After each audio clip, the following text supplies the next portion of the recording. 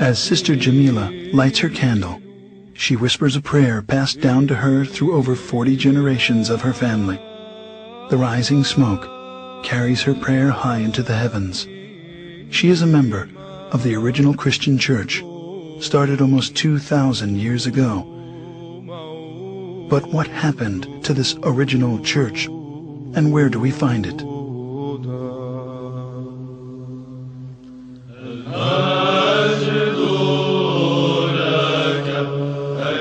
At that time, those believers in Jesus Christ joined together with the apostles, establishing the first organized church community in the city of Antioch. It is there in Antioch that they were first called Christians, as stated in Acts 11:25.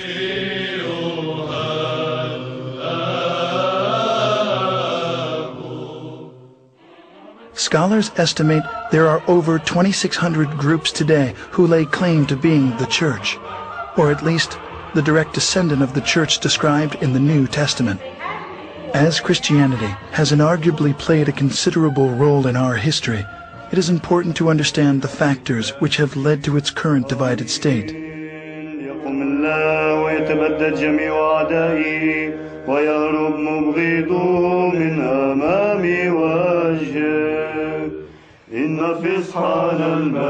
With the birth of the Church of Jesus Christ at Pentecost, the apostles made many missionary journeys.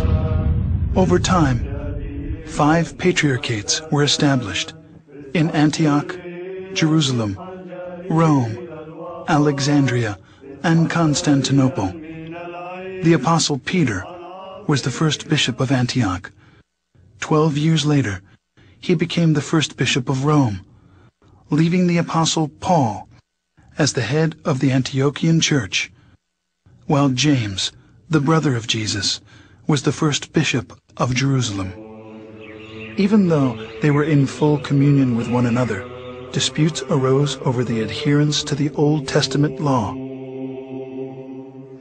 James gave the solution to settle all doctrinal and moral issues through ecumenical councils, and the church flourished for 1,054 years. The first council was known as the Council of Jerusalem, as documented in Acts 15. In the history of the Christian Church, we find scores of such councils, establishing its canon laws, which the Orthodox regard as the faith of the apostles, faith of the fathers, faith of the Orthodox, the faith which has established the universe. Heresies, disputes, numerous wars, and much persecution constantly challenged the early fathers of Orthodox Christians.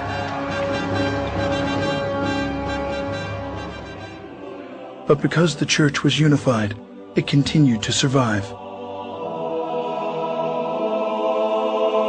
At the Ecumenical Council in 325 at Nicaea, the bishops decided they needed a creed. After much prayer and some 90 years, what's known today as the Nicene Creed was finally written.